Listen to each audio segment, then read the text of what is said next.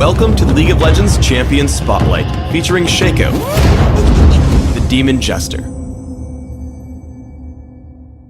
Shaco is a melee assassin, adept at quickly darting around combat, disrupting his enemies with crowd control effects, and sowing confusion around a battle. Shaco makes for an excellent jungler, and has a number of different builds, as I'll demonstrate in this video. Shaco's passive is Backstab. All of Shaco's basic attacks deal bonus damage when striking a target from behind.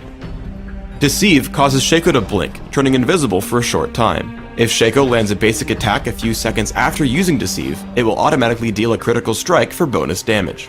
Deceive is the most important ability for attack damage Shaco, but the least important when focusing on ability power.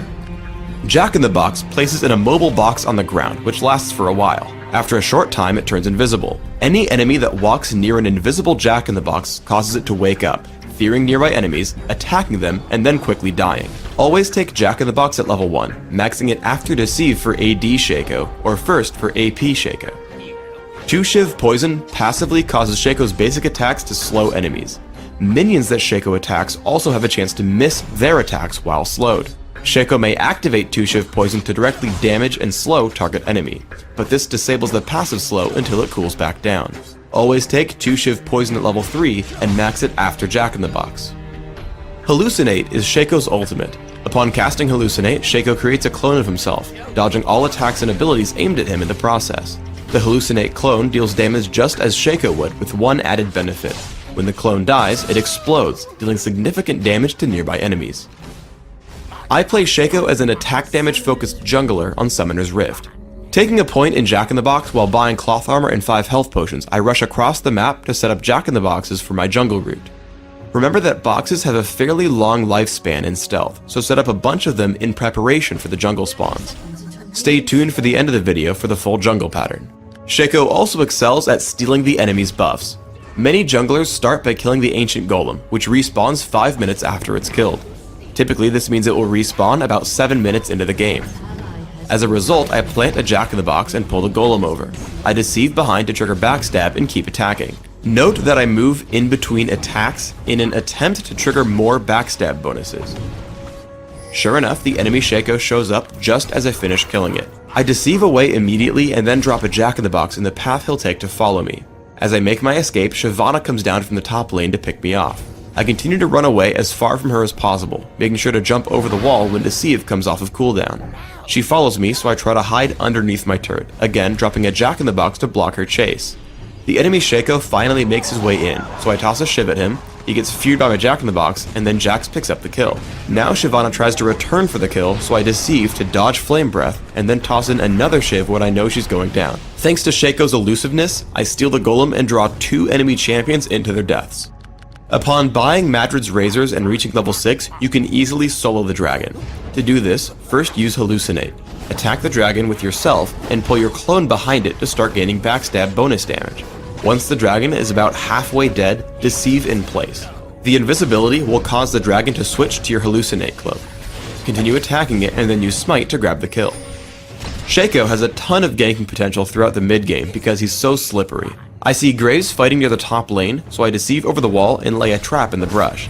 He flashes away, saving him from the fear of Jack-in-the-Box, but I keep chasing. Boots of mobility kick in, and I catch up with Deceive and a critical strike in his back for the kill. Before retreating back up, I stop and set my Hallucinate clone in first, so it tanks all the damage of the turret. In Dominion, I play Shaco as an ability power caster. I rush a Deathfire Grasp and try to hunt for smaller fights. As Gangplank interrupts my capture, I shoot out Jack-in-the-Box, Deathfire Grasp, and 2 Shiv Poison immediately. I then deceive in for a backstab, and then run as I can't win a basic attack fight. As 2 Shiv Poison comes back from cooldown, I turn back in and take him with a cast and a few basic attacks. Shaco also defends points extremely well. Here I sit in the brush near the health relic and spam Jack-in-the-Boxes. As Graves comes into capture, I use Hallucinate and run the clone at him.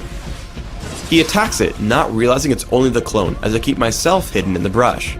Seeing him low, I run in, deceive, and chase in as I take him down with a 2 Shiv Poison throw. Shaco's elusiveness makes him a huge menace to assaulting champions. I deceive in and tag Graves with Deathfire Grasp and 2 Shiv Poison, taking him down almost immediately.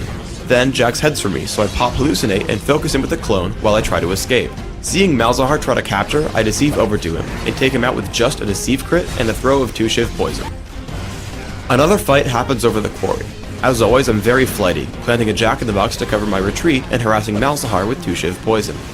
I then take down Malzahar with Deathfire Grasp and turn to Graves, using both summoner spells to survive him until I drop him with 2-shiv poison and ignite. I head back to the capture point and help Scion kill Jax. I try to land 2-shiv poison, but as he enters the brush, I deceive away, afraid of Jax's damage output, killing him with 2-shiv poison for max range. I play Shaco in two completely different ways in Classic and Dominion, so let's go over my setup side by side. In Classic, I take armor penetration marks, armor seals, cooldown reduction glyphs, and attack damage quintessences.